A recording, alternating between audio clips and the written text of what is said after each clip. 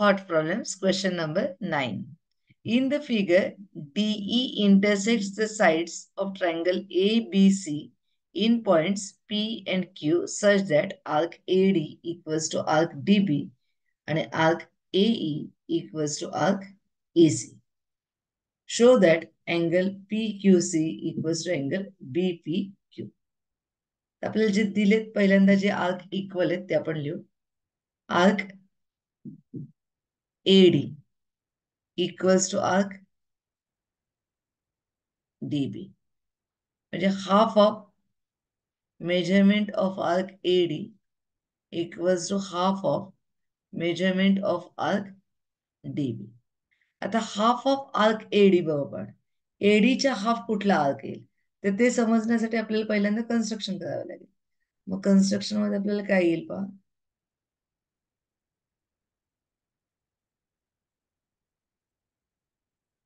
Arc AD च्या half ACD त्याच्यामुळं inscribed angle देणार आणि DB च्या हाफ येईल अँगल DEB पुन्हा इन्स्क्राइब्ड अँगल देणार. म्हणजे काय येईल पहा याच्यामध्ये की half of arc AD equals to half of arc DB. Half of arc AD is equals to angle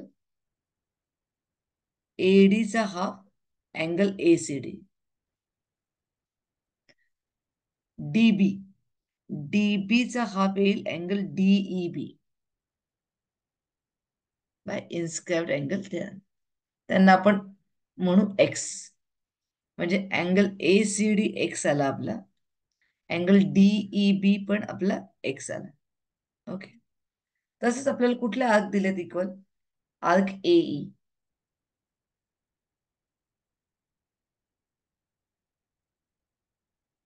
equals to arc EC. म्हणजेच half of measurement of arc AE equals to half of measurement of arc EC.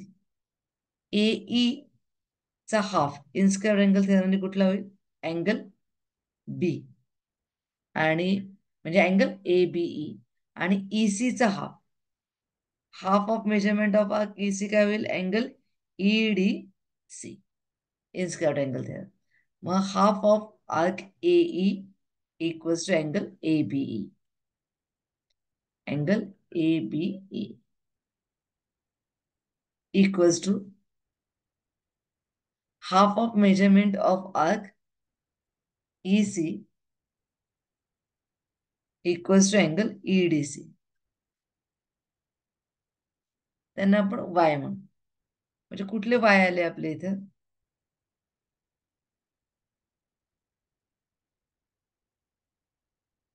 EDC Y आला आणि angle ABE Y आला. हे दोन्ही Y आले. Okay. आपल्याला दाखवायचं angle PQC. मग अँगल PQC इकडे आलाय का. हा अँगल आपल्याला हा अँगल आणि हा अँगल आपल्याला इक्वल दाखवायचा. मग त्याच्यासाठी पहा इकडे एक्स आहे इकडे वाय आहे. आपण अँगल DQC घेऊ. म्हणजे ट्रायंगल आपला एक तयार होईल. कुठला ट्रायंगल इन ट्रायंगल DQC. आपण ट्रायंगल कन्सिडर करू in triangle DQC.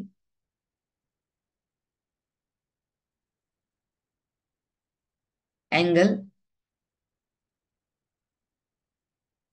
QDC plus angle QCD plus angle DQC equals to 180. Sum of angles of triangle is equals to 180. मग अँगल QDC किती आहे Y, QCD किती आहे X आणि DQC किती आहे माहित नाही. Equals to 180. आता in triangle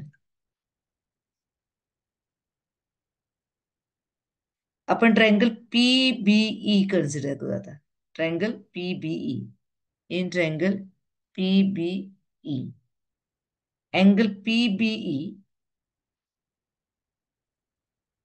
plus angle PEB plus angle BPE equals to 180. Sum of angles of triangle is 180. PB किती आहे? वाय. पीबी किती आहे बघा? एक्स. आणि अँगल बीपीई इक्वल्स टू 180. मग आपण याला म्हणू 1, याला म्हणू 2. 1 आणि 2 मध्ये बघा राईट साइड इक्वल, म्हणून लेफ्ट साइड इक्वल. म्हणून काय येईल इथं?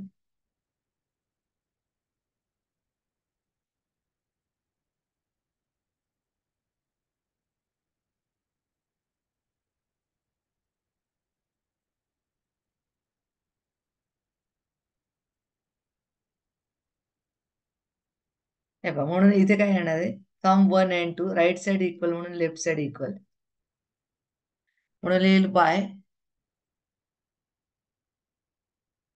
Plus X plus angle D Q C equals to Y plus X plus angle BPE. Y Y cut, X X cut, म्हणजे आलं angle D Q C equals to angle BPE. मग D Q C म्हणजेच काय? D Q C आणि P Q C वेगळं आहे का? नाही, सेम. डी क्यू सी म्हणजेच पी क्यू सी. आणि बीपीई, बीपीई म्हणजेच अँगल काय? BP Q. आणि तेच आपल्याला प्रूव्ह करायचं होतं. ओके, एकदा पटकन रिवाइज करू आपण. हे पहा, आपल्याला दिलं होतं arc AD equals to arc DB. एडीचा हाफ घेतला आपण अँगल एईडी एक्स. डीबीचा हाफ आला angle DEB x inscribed angle थेरमनी. हे दोन सेम आले अँगल. त्याच्यानंतर आपल्याला दिला होता आर्क एई. हा जो आर्क आहे एई इक्वल्स टू ईसी दिला होता.